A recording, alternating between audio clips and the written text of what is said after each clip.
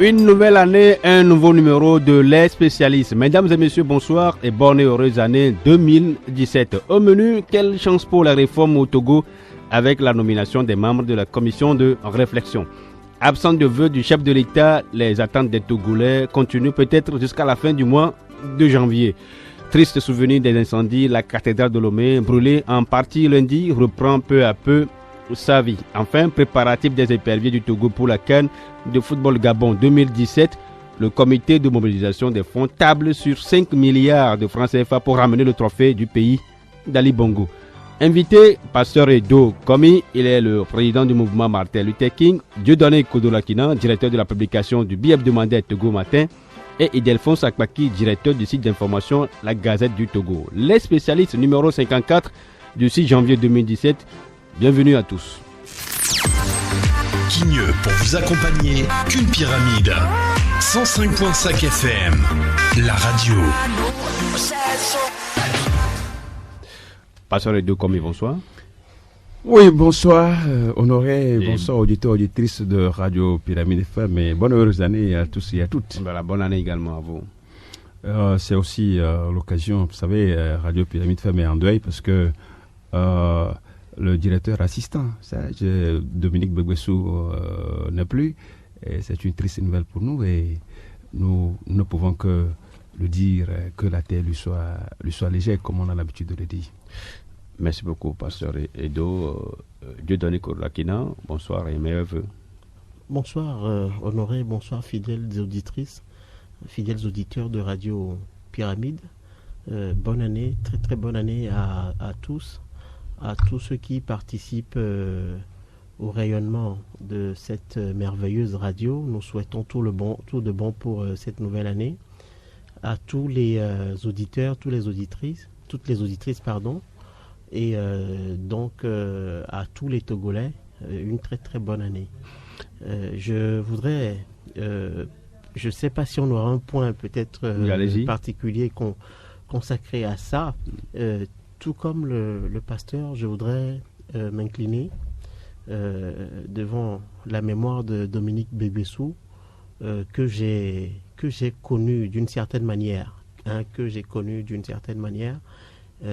parce qu'il fut secrétaire général de la JRPT. On sait qu'il était très engagé dans la société civile d'une certaine manière. Il a fait beaucoup de choses qui ont fait qu'il n'était pas une personne totalement anonyme. Et j'ai appris, tout comme tous les Togolais hier, son décès. C'est une nouvelle triste, c'est une nouvelle difficile pour la radio parce qu'on sait qu'effectivement, il travaille aux côtés du directeur général de votre radio. Je sais que c'est une nouvelle difficile pour votre radio et pour tous ceux qui l'ont connu, pour sa famille. Mes condoléances à toute sa famille, à tous ses proches, à tous ses amis, et que le ciel prenne son âme en pitié. Je pense que c'est important aussi à souligner en début de cette émission, en début de cette année aussi. Merci également. Et Dominique, il est assistant au PDG de Pyramide FM. Ildefonse ?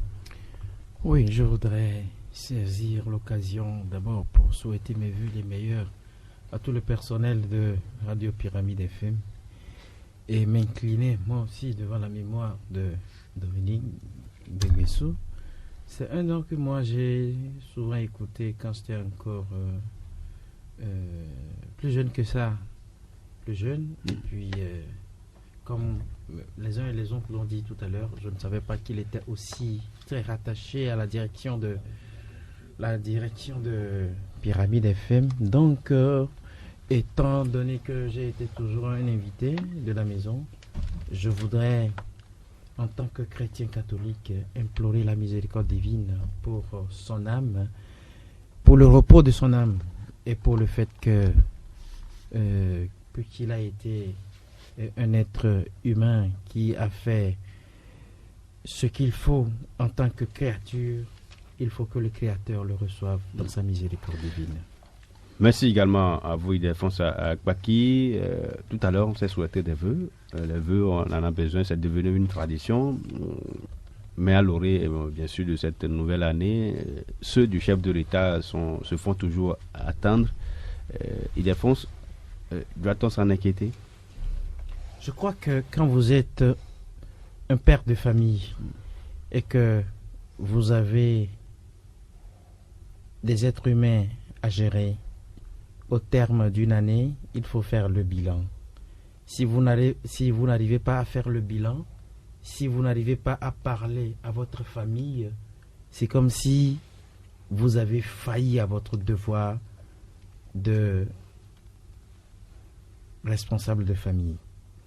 Alors, pour le cas du Togo, je me rappelle qu'en 2016 passé, il y a quelques heures, il y a quelques jours, que la plupart des chefs d'État de la sous-région ouest-africaine, je prends juste la sous-région ouest-africaine, en décembre, ont présenté des vœux à leur peuple. Mais quand je me réfère au Togo, où la loi fondamentale togolaise, je dis bien la loi fondamentale togolaise, sinon la constitution togolaise qui est la Bible du politique togolais, la Bible de celui-là qui a juré, article 64 de la constitution togolaise, qui a juré sur cette constitution de la respecter comme cela se doit. Et que l'article 58 fait de ce dernier le garant du respect de la constitutionnalité de cette constitution-là, a failli, je dis bien failli parce que, à défaut de nous présenter l'état de la nation, qui était une obligation constitutionnelle, ou bien qui est une obligation constitutionnelle, n'est pas arrivé à souhaiter des vœux, ou bien à parler au peuple dont il est le premier dirigeant, je crois que ça fait mal. C'est une violation flagrante.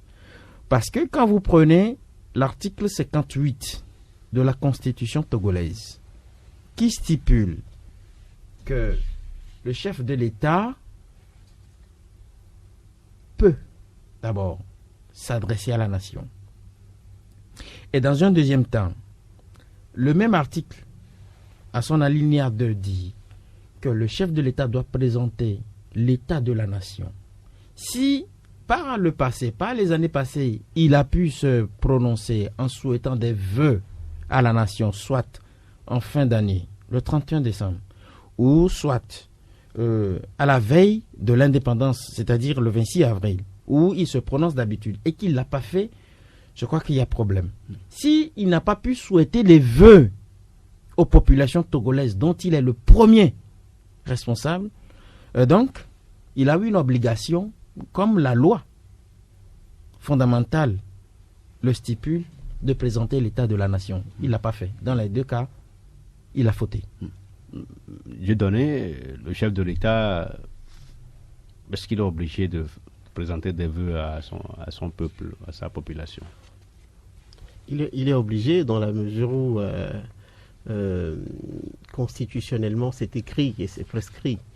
Il est obligé, mais moi, ce que je voudrais observer, nous ne sommes que le 6 janvier. Nous ne sommes que le 6 janvier et il me semble que la tradition des vœux, dans la tradition des vœux, tout le mois de janvier se prête à cet exercice et les vœux du chef de l'État peuvent encore venir à tout moment. Donc on peut attendre jusqu'au 31 janvier. Il me semble. Maintenant, toi et moi, nous tous ici, nous ne sommes pas dans les secrets de Dieu. Nous ne sommes pas. Il y a des raisons de s'inquiéter parce que c'était la première question, parce que effectivement, depuis qu'il est au pouvoir, Faure Gnassingbé nous a habitués justement à ces discours à la veille justement ou à l'orée d'une nouvelle année. Maintenant, cette année, nous sommes restés tout cuits. Malheureusement, les tout premiers jours, nous avons été sevrés aussi bien à la veille que les tout premiers jours. Mais il faut continuer par espérer que d'ici le 31 janvier, le discours de Faure Gnassingbé puisse... Mais c'est vrai que ça surprend. Et nous savons surtout que le premier conseil des ministres de l'année quand même s'est tenu. On aurait peut-être imaginé que dans cette foulée rapidement, le discours du chef de l'État vienne et tracer un peu le plan de son exercice sur 2017. Mais le Conseil des ministres a pris de grandes décisions. Maintenant, je sais aussi qu'il y a des proches des membres du parti du chef de l'État, des proches qui estiment que oui, ce travail peut tenir lieu valablement de ce que le chef de l'État peut annoncer dans un discours. Maintenant, c'est pas mon avis. Moi, je suis de ceux qui espèrent que d'ici le 31 janvier, à tout moment, un discours du chef de l'État peut venir. Dans la mesure d'ailleurs où, dans toutes les entreprises, on a tout ce mois de janvier pour présenter. C'est comme cela que ça se passe dans plusieurs organisations, etc. Tout le mois de janvier est consacré à cet exercice. On peut espérer que d'ici là, le discours du chef de l'État vienne à tout moment surprendre ceux qui ne s'y attendaient pas. Pasteur Edo, très souvent, lorsque le chef de l'État présente ses vœux, il y a beaucoup qui disent que bon, il y a des promesses qui ne sont pas tenues, maintenant qu'ils ne parlent pas. C'est les mêmes qui disent que pourquoi ils ne parlent pas.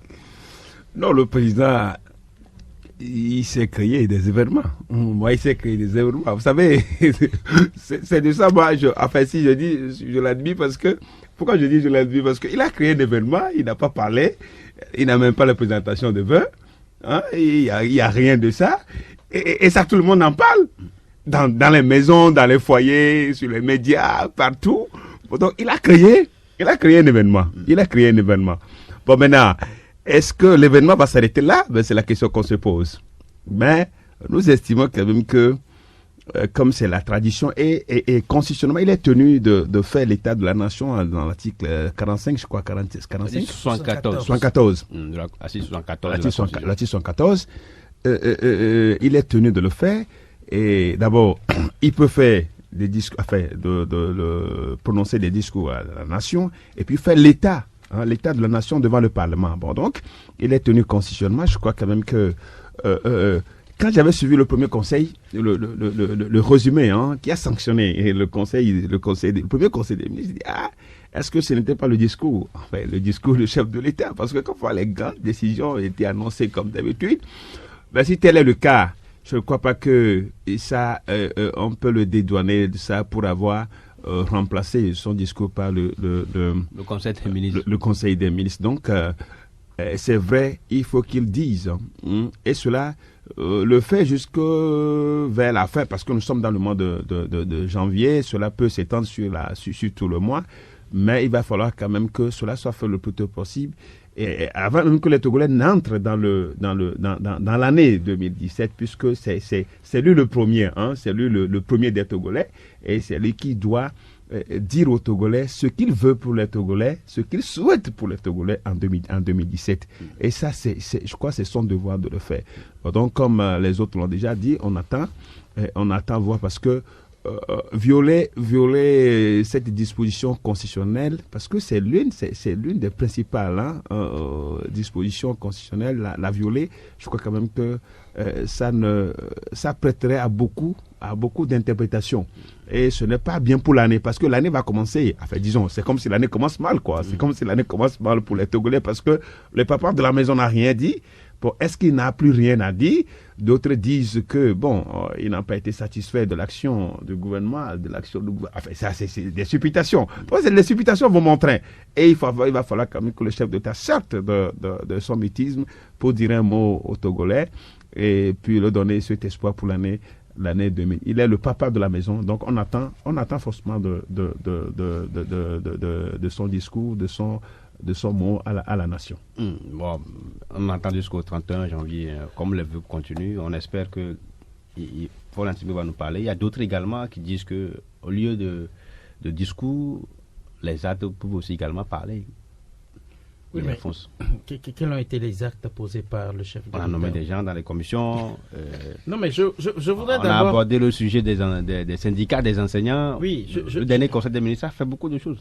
Je voudrais que nous arrivions à nous appesantir d'abord sur ce qu'il doit faire, constitutionnellement parlant. Alors, Dieudonné a parlé tout à l'heure du fait que le Togo, du fait que dans toute entreprise, on a tout le mois de janvier pour pour présenter des vœux. Je voudrais lui faire savoir que le Togo est une république et non une société. Le Togo n'est pas une entreprise.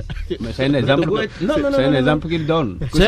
C'est un exemple qui ne cadre pas. Parce que le Togo n'est pas une entreprise.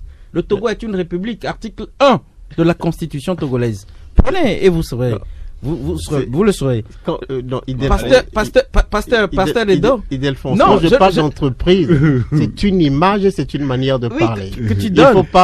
Il faut pas s'en tenir au sens stricto sensu du mot entreprise. Je ne te brime pas. Je te brime pas. Entre journalistes, on se comprend. Entre journalistes, on se comprend, mais je voudrais juste que nos étudiants comprennent que le Togo n'est pas une entreprise en tant que tel, mais le Togo, constitutionnellement parlant, à l'article 1 de la Constitution togolaise, est une république. Et il faut le prendre comme tel. Vous voyez? Et donc, lorsque celui qui est garant de cette Constitution se met à blaguer avec le peuple, comme le disent les Ivoiriens, M. Faure Gnassingbé est en train de blaguer avec le peuple togolais. Parce que, en décembre, comme il a l'habitude de le faire, il n'a pas eu les vœux. On ne lui a pas présenté les vœux. Est-ce que vous êtes allé lui présenter les vœux, vous? Est-ce que vous avez entendu qu'il a reçu les vœux? Comme cela a été le cas il y a 12 ans, quand il a capté le pouvoir. La direction de la communication a bien rassuré que tout était fin prêt, mais entre-temps, il y a eu une contingence, c'est reporté que ça va être fait. Dans une nouvelle année. Donc, vous voulez qu'on soit encore en février pour présenter les vœux. C'est ce que vous voulez. Ce n'est pas ce que je veux. La direction de la communication de la présidence a dit que tout est fin prêt pour les vœux en 2016, la présentation des vœux. Et puis après, il y a une contingence, c'est reporté que ça va être fait, même y compris le discours, que ça va être fait. Donc on espère. Et on n'a pas eu le temps. On n'a pas eu le temps de communiquer pour dire à la population. Parce que jusqu'à preuve du contraire, peut-être que ce que je suis en train de dire, vous ne comprenez pas. Vous avez en face de vous une république que vous gérez. Vous gérez une république et non une société privée. Et quand c'est comme ça, il faut chaque fois communiquer. Moi, je suis très malheureux de me rendre compte que la présidence de la République ne communique pas quand le chef de l'État a failli. Selon vous? Oui, voilà. Moi je le dis. Voilà, le chef de l'État ne s'est pas présenté, il n'a pas présenté les vœux, mais le premier conseil des ministres a pris des décisions, y compris bien sûr la nomination des membres de la commission de réflexion sur la réforme. Et cette année 2000, on sait que l'année 2016 a été fondamentalement marquée par le sujet des réformes. Et en ce début d'année, cette commission a été pourvue. Les membres sont connus, surtout les autres, bien sûr. Il y en avait 3 au début. Les 8 autres ont été nommés en Conseil des ministres. Il s'agit de Sela Godi Aomezounou, Adi Ote Ayasso, Afande Kofi, Dr David Iou et les professeurs Dodi Kokoroko, Koda, Adama et Bachana et Sohanam. Est-ce que vous pensez qu'au moins à partir de cet acte-là, l'année a démarré effectivement? Vous savez que je n'ai jamais eu confiance en M. Faure Gnassingbé, je le dis. Moi, je l'ai toujours dit, avec une main sur la conscience. Je veux voir M. Faure Gnassingbé traduire dans les faits tout ce qu'il dit. J'ai été toujours sceptique. Je reste sceptique. Et je veux le voir.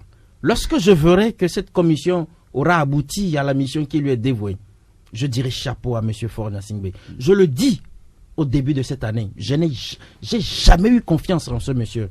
Parce que depuis 12 ans, il a annoncé des choses qu'il n'a jamais fait. Il est toujours passé à côté. Je le dis. Ça peut me coûter ce que ça peut me coûter. Mais je le dis avec toute la rigueur qui ressort de mon pauvre cœur de pécheur. Mais là où je me rends compte que peut-être que M. Faure Gnassingbé ne pratique pas la manette du pouvoir togolais, c'est quand on nous ramène encore M. Ote Ayasso dans une commission qui doit diriger ou bien qui doit servir de pont pour préparer une quelconque institution ou bien pour préparer la voie à la réalisation d'une réforme. Mais lorsque vous dites que le monsieur a fauté et que vous l'avez sauté, est-ce que vous avez eu le temps de dire à la population que c'est ce qu'il a fait? On n'avait rien dit à l'époque. Et alors, pourquoi vous le ramenez? Pour qu'il travaille au nom d'une institution. Mais c'est grave. On a comme l'impression, et je l'ai toujours dit, je l'assume, je l'ai toujours dit, je l'assume. On a on a comme l'impression que l'État togolais est dirigé comme une épicerie.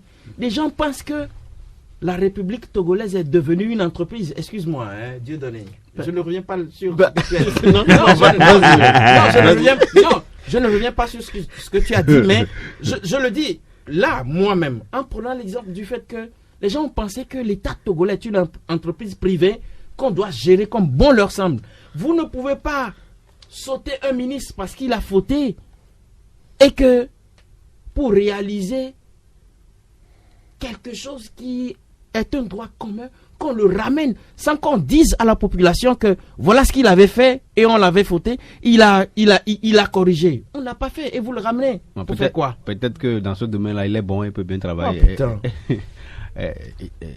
Dieudonné, comment est-ce que vous avez accueilli la nomination de ces personnalités?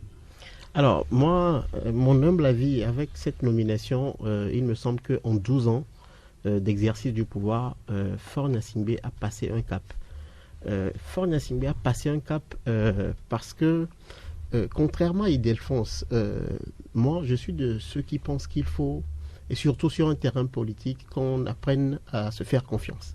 Parce que si on refuse de se faire confiance, si nous nous braquons chacun sur nos positions, il n'y aura pas du tout d'évolution et il n'y aura jamais de consensus et il n'y aura finalement jamais de réforme.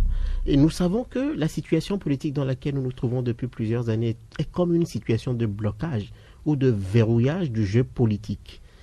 Parce que l'APG a fait des prescriptions qui n'ont jamais été ou qui n'ont jamais bougé. C'est une réalité. Et l'APG a eu 10 ans l'année dernière. Le constat était très amer. Tout le monde, on était tous unanimes que sur beaucoup de choses, les prescriptions de l'APG n'ont pas été respectées.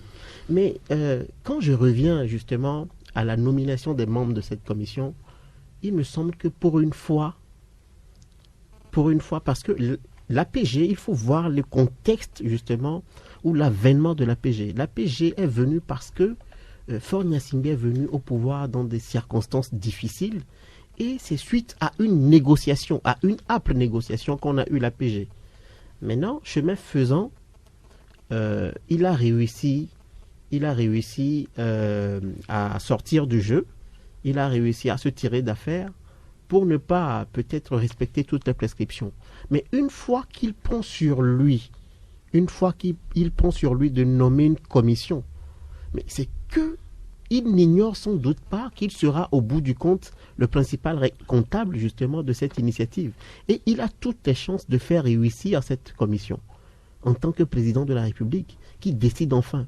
Parce que la nomination de cette commission n'est que le résultat de sa volonté et uniquement de sa volonté. On ne peut pas dire qu'on a exercé des pressions sur lui. Il n'avait pas des adversaires en face pour finalement décider. Vous savez d'ailleurs même, en 12 ans, il y a eu beaucoup de manifestations politiques où on exigeait justement l'applicabilité ou le fait qu'il y ait application de plusieurs prescriptions de l'APG.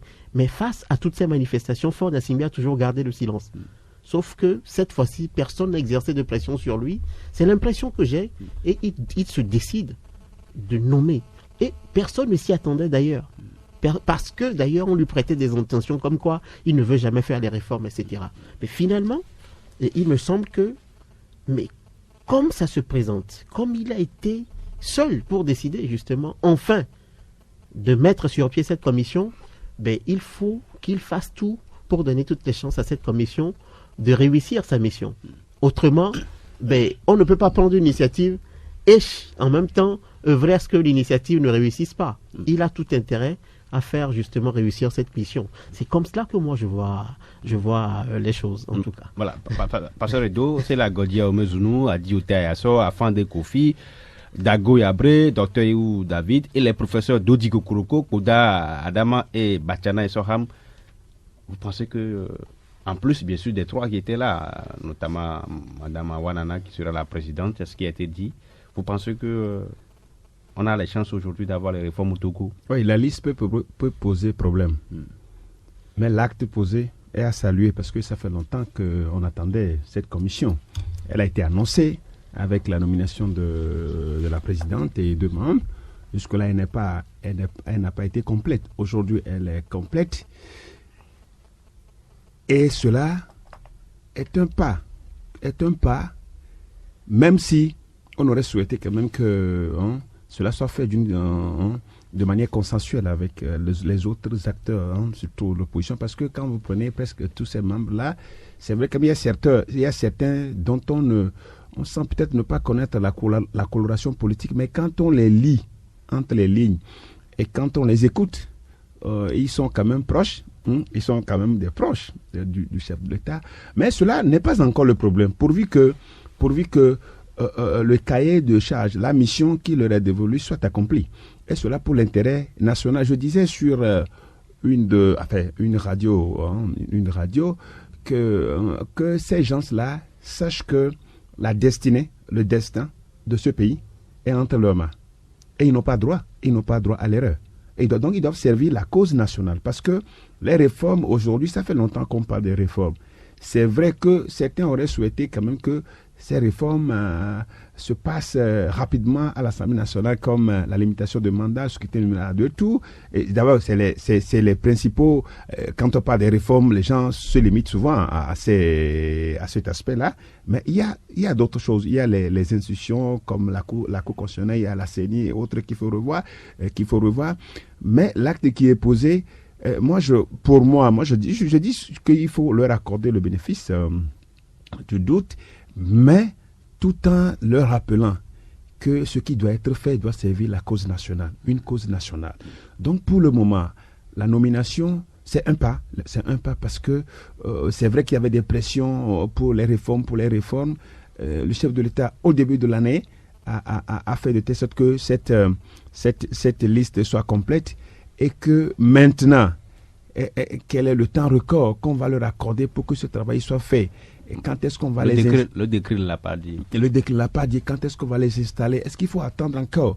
Alors que nous sommes tous dans l'attente des réformes. Et comme je l'ai déjà dit, ce que la majorité des Togolais veulent aujourd'hui, savoir de ces réformes-là, la limitation de mandat, c'est ça. Et puis, le scrutin uninominal à 2 tours. Dès que c'est fait, là, le reste, les Togolais sont concernés, mais ce qui les importe, même ma maman, même tout le monde, c'est ça. Parce que aujourd'hui, c'est dans les esprits. Tous les Togolais savent aujourd'hui que ce qui les importe, c'est limitation de mandat et puis le scrutin à 2 tours. Donc, je crois quand même que ce qui a lieu aujourd'hui de faire, c'est de presser les choses. C'est de ne plus attendre encore. Il faut que le travail soit fait et qu'on nous présente quelque chose quand même qui puisse susciter l'adhésion populaire et qu'on ne revienne plus sur ça. Donc moi, c'est ce que je voudrais dire. C'est vrai que les politiques, quand vous écoutez les politiques, les gens disent qu'ils ne sont pas d'accord, ils n'ont pas confiance. C'est vrai comme Ildefonse l'a dit. Mais une fois encore, il est trop tôt pour critiquer il est trop tôt pour critiquer ce. Donnez-leur le temps de faire le travail. Et quand le travail est fait, je crois que c'est à la fin qu'on tirera notre conclusion. Dieudonné, vous pensez également que le chef de l'État aurait mieux fait de mettre aussi une partie de l'opposition dans cette commission pour l'équilibrer? Ça aurait été la parfaite réussite. La parfaite réussite en termes de nomination. Parce que, oui, le souhait est de tout faire et de façon consensuelle. Sauf que, effectivement, quand on regarde loin, mais vous savez, moi, le docteur Iou, par exemple, je le suis, même si beaucoup ont l'impression qu'il est proche du pouvoir, je trouve qu'il fait des analyses parfois avec beaucoup de recul. Quand vous prenez des universitaires comme le professeur Kokoloko, Podar et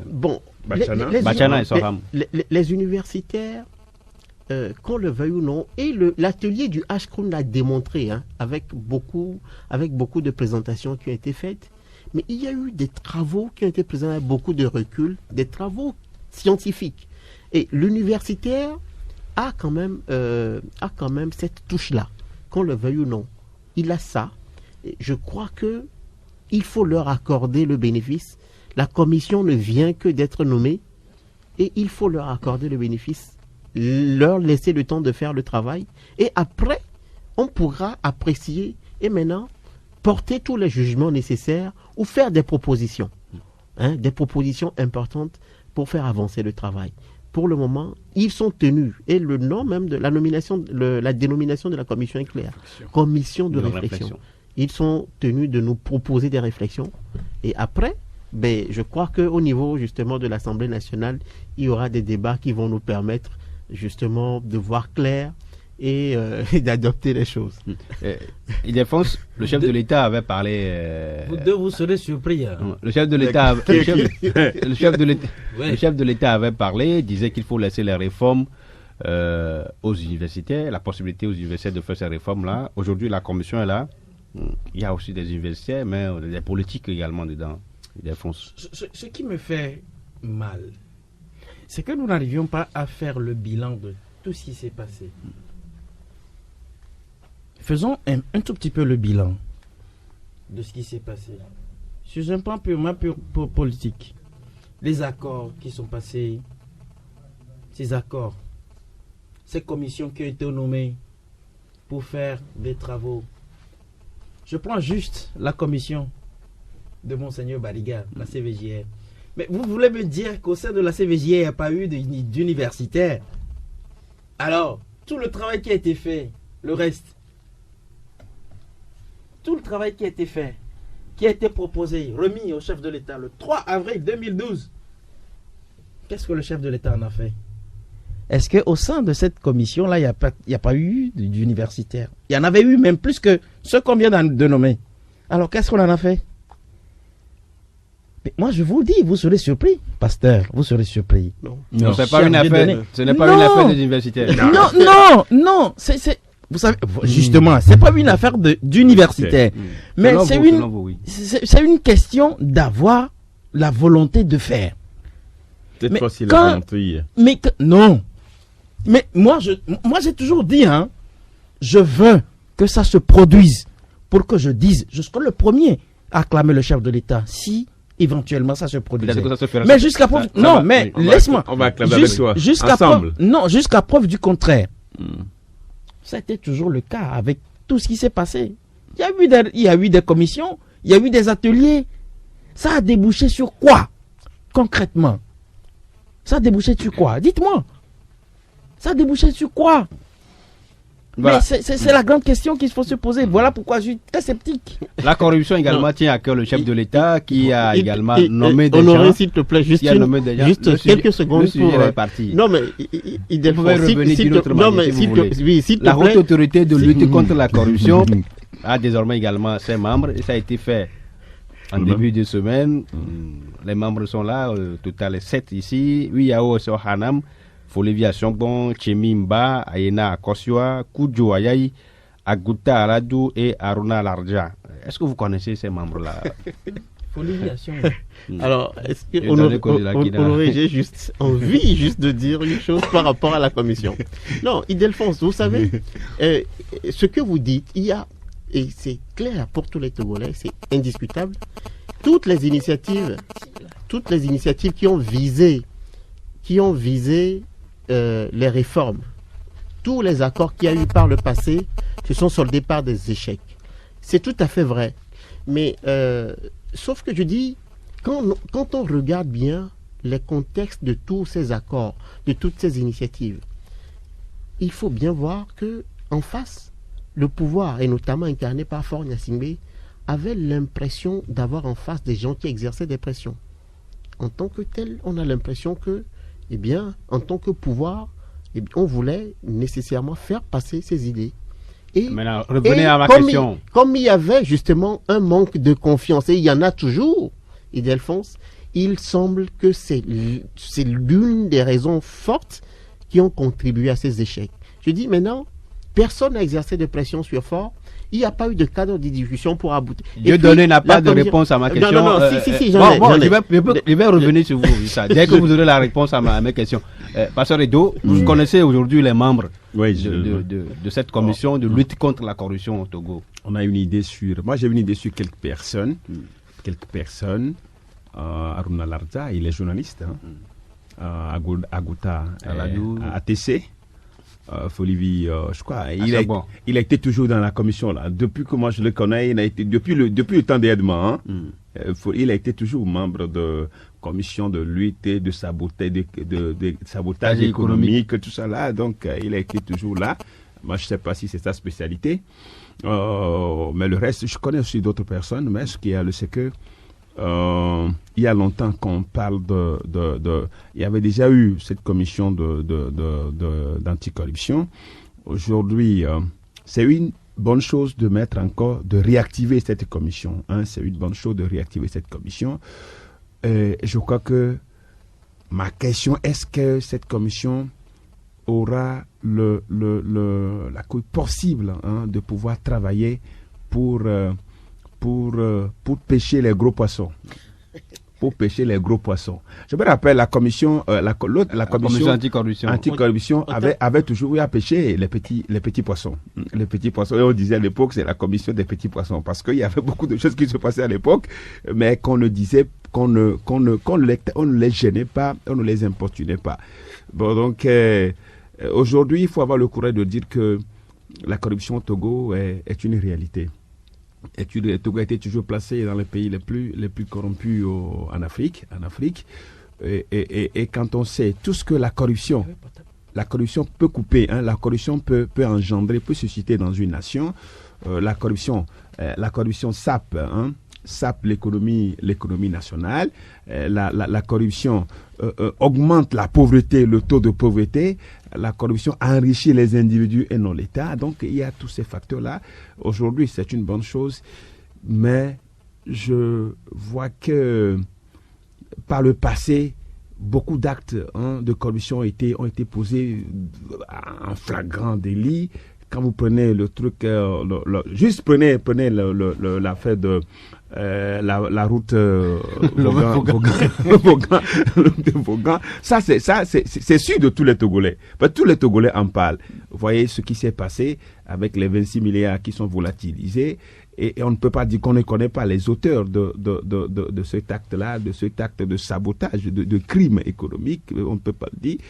Mais est-ce que la corruption viendra justement se pencher sur ce sujet, ou bien la corruption n'a pas d'action rétroactive, on ne le sait pas. Mais c'est une bonne chose que la commission soit réactivée.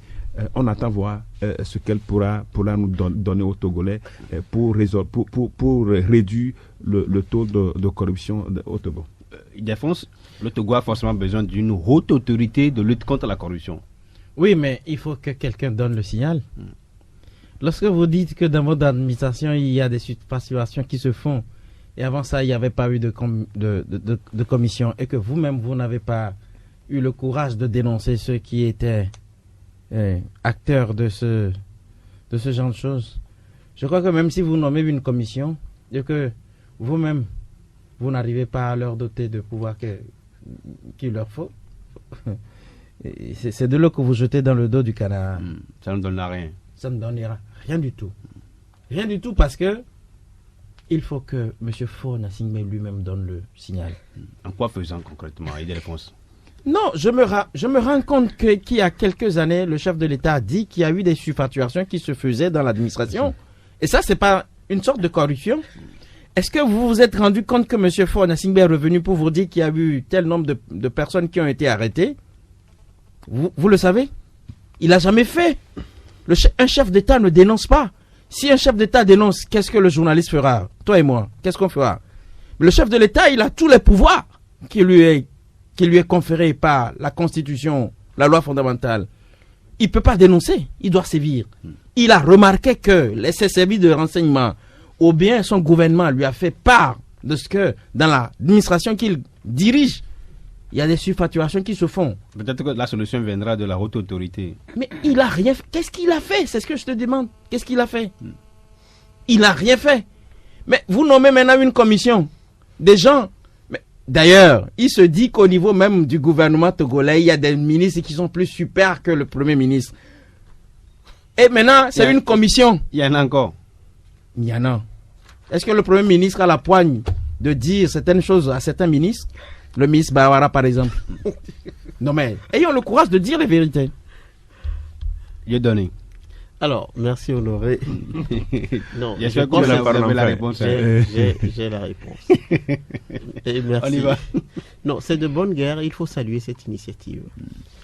Alors, pour planter même le décor de ce sujet, au mois de décembre dernier, à l'occasion de la Journée internationale de la lutte contre la corruption, la direction de l'anticorruption au niveau de l'OTR a fait un état des lieux. Et les chiffres sont effarants et font peur. 97% le taux de corruption dans le secteur de la santé. 92% dans le secteur de l'éducation. 2 secteurs vitaux, 2 secteurs clés pour tout développement. Et le taux de corruption, justement, à ce niveau dans notre pays. Vous imaginez, bientôt, les taux vont atteindre les 100% dans ces 2 secteurs clés. Mais il y a lieu de prendre des mesures, c'est important. Sauf que toute la question, et on a peur, il faut avoir peur. Est-ce que les membres de cette commission auront les coudées franches? Est-ce que les membres de cette commission pourront faire le poids devant certains, ce que le pasteur appelle les gros poissons? Mais c'est toute la question, et il faut leur donner tous les moyens pour pouvoir effectivement sévir. Vous savez, j'ai envie de donner l'exemple du Nigeria en ce moment. Boyeri est arrivé, il a constaté effectivement que la corruption atteint le degré peut-être le plus élevé dans l'histoire du Nigeria. Et qu'est-ce qui se passe aujourd'hui au Nigeria? Tous les citoyens nigérians sont sollicités pour participer à la lutte contre la corruption. Vous voyez comment Boyeri fait tomber justement des pontes, des généraux, des gens dans la fonction publique. C'est important qu'on sévisse à un moment. Parce que quand vous dites que le taux de corruption atteint 97%, 92% dans des secteurs aussi clés, mais c'est que c'est bientôt les 100%. Allez dans tous les hôpitaux aujourd'hui. Et la corruption est à ciel ouvert dans tous les hôpitaux. Dans le milieu de l'éducation, on n'en parle pas. La police n'en parle pas. Très dernièrement, le ministère de l'Enseignement supérieur a dû taper du poing sur la table pour fermer certaines de la fausse publicité des écoles qui n'existent que à la télévision, dans des spots publicitaires, etc. C'est dangereux. Et il faut sévir, mais toute la question, il faut donner tous les moyens à cette autorité pour pouvoir travailler. Et vous savez, mais quand un ministre, justement, par exemple des travaux publics, n'est pas capable de justifier des dépenses sur des travaux qui ont été effectués sur un tronçon et de façon claire, au point que tous les Togolais en parlent, mais c'est l'occasion justement que cette autorité travaille. En tout cas, nous espérons que cette autorité aura tous les moyens, les coudées franches pour pouvoir vraiment travailler. Ce serait salutaire pour nous tous. Voilà, on continue cette émission avec notre sujet. Ce sont les incendies, souvent en janvier, on a constaté, ça a commencé encore une fois avec quelque part vers le grand marché, la cathédrale Ildefonse. Votre site en a abondamment parlé. Est-ce qu'aujourd'hui vous avez la réponse des causes réelles de cet incendie-là? Les incendies, il y en a 2 sortes. Les incendies de 2013, je crois, du 12 au 13 janvier, c'est des incendies qui ont été d'ordre criminel, a-t-on dit, et qui, jusqu'à aujourd'hui, font couler d'encre, de salive, mais aussi de cruauté. Cruauté parce que jusqu'à preuve du contraire, on ne sait pas qui a brûlé les marchés. Qui a brûlé les marchés? On ne connaît pas les auteurs. Mais malheureusement, en violation de la loi fondamentale togolaise, les innocents sont encore en détention. Soit-il présumé. Alors que la loi fondamentale togolaise, en son article 16, dit que lorsque vous êtes présumé, il vous faut, jusqu'à preuve du contraire, il faut que votre responsabilité soit établie à travers un procès. Il n'y a jamais eu de procès. Mais depuis 2013, je me rends compte que ceux qu'on accuse aujourd'hui d'avoir été des présumés auteurs des incendies des marchés de Kara et de Lomé sont encore gardés dans des lieux de détention. Et le cas de la cathédrale? La cathédrale, j'ai lu sur des plateformes. J'ai lu avec beaucoup de plaisir sur les plateformes que WhatsApp, Facebook et puis tout ce que vous voulez, que le premier responsable de l'église togolaise, de l'église catholique togolaise, Monseigneur Denis, a fait une homélie dans laquelle il a fustigé ceux qui sont responsables du maintien du statu quo, c'est-à-dire au niveau de l'État, de certains États où ils modifient des constitutions pour se prévaloir des chefs d'État, oui. Voilà, comme tu l'as dit. Et par alchimie, bizarrement, la cathédrale a pris feu 24 heures après. Et vous pensez que cette homélie en est pour quelque chose? Non, je dis, j'ai lu. Vous avez lu seulement, allez-y rapidement. J'ai lu avec beaucoup d'aisance et de complaisance, parce que ça n'arrive pas tellement au Togo que l'église catholique soit à même de dénoncer un certain nombre de choses. Ça, je l'appelle dénonciation, parce que ce n'est pas arrivé comme cela se doit. Ce n'est pas arrivé dans l'histoire du Togo. J'ai pu entendre qu'un certain Bernard Ogiki Atakba, évêque togolais, a pu résister au pouvoir politique en dénonçant les abus. Je ne l'ai pas vu, je n'étais pas encore né, mais avec les évêques que j'ai eus au Togo, je ne l'ai pas vu. J'ai essayé de toucher du doigt un tout petit peu le courage de Monseigneur Philippe Fanokokpodjo, mais jusqu'à preuve du contraire, jusqu'aujourd'hui, je me dis qu'il y a beaucoup de choses à faire au niveau des évêques togolais, surtout avec ce qui se passe en RDC, où les évêques togolais et les évêques de ce pays prennent à bras le corps tout ce qu'il y a lieu de faire pour le bonheur de leur peuple. Dieudonné. Merci. Alors, les incendies, jusque-là on se pose, est-ce que vous avez des informations par rapport aux causes réelles des incendies? L'incendie, je voudrais peut-être toucher le cas de la cathédrale. L'incendie de la cathédrale, si nous nous fions au propos de l'archevêque de Lomé, Monseigneur Diakwa Denis, mais c'est que ce sont des incendies qui sont produits à cause d'un court-circuit. Voilà. Si on s'en tient précisément au niveau de la sacristie. De la sacristie. Ça, et finalement, plus de peur que de mal. Parce que aussi bien les riverains de la cathédrale comme les sapeurs-pompiers ont travaillé ensemble. C'est vrai que les sapeurs-pompiers sont venus tardivement, etc., avec tous les... Mais, en tout cas, aussi bien les riverains qui ont travaillé citoyennement, tout comme les sapeurs-pompiers, avec leur travail concerté, on a rapidement circoncis les feux. Maintenant, moi, effectivement, tout comme Ildefonse, moi, j'ai lu aussi, et j'ai écouté même des audios sur les plateformes, mais moi, j'ai pas envie qu'on fasse ce rapprochement. Pourquoi? Vous savez, il y a quelques mois, l'archevêque de Lomé est allé dire une messe en présence de Faure Gnassingbé, et ça a suscité, et ça lui a valu tous les colibés, toutes les insultes. Aujourd'hui, il a suffi. Il a félicité le chef de l'État pour avoir su organiser le sommet sur la sécurité maritime. Et donc, en fait, il ne faut pas se comporter comme... Monseigneur Bariga a essuyé les mêmes insultes. Dès que ça arrange un peu une certaine classe politique, on s'arrange, on se met de son côté. Dès que, non, Monseigneur Bariga est un corrompu, etc. Sauf qu'aujourd'hui, le travail qu'il a réussi à faire, justement au niveau de la CVGR, est devenu notre bréviaire à nous tous. On s'en sert, on en parle partout, etc. Moi, je crois que ces types de rapprochements ne nous font pas avancer. Tout simplement. Il y a eu incendie, et officiellement, mais c'est parce qu'il y a eu un court-circuit. Maintenant, on peut faire des investigations pour voir si le Monseigneur Denis Diakwa ne nous a pas dit la vérité. Mais pour le moment, officiellement, c'est à cause d'un court-circuit. Pasteur Edo, la maison de Dieu a brûlé en début d'année, c'est pas un bon signe. Oui, c'est vrai que, vous savez, le mois de janvier, souvent avec l'harmattan, il y a toujours de feu.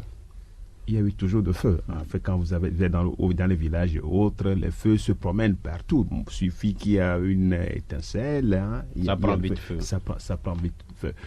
Mais quant à ce qui concerne le Togo, moi, il y a un prophète Ça y est un prophète, hein, qui m'a dit avant le 31 qu'il a vu au Togo, il a vu que le feu. Il n'a vu que de feu au Togo pendant l'année 2017. Oui, il y a un prophète qui nous a dit ça. Il ne nous a pas proposé de solution. Il ne nous a pas proposé de solution, mais il a dit ça. Et quand ça a commencé... Peut-être on va le retrouver, il faut le retrouver. Non, il est là. Quand les feux ont commencé, je me suis dit, mais vraiment, il a vu quelque chose, vraiment.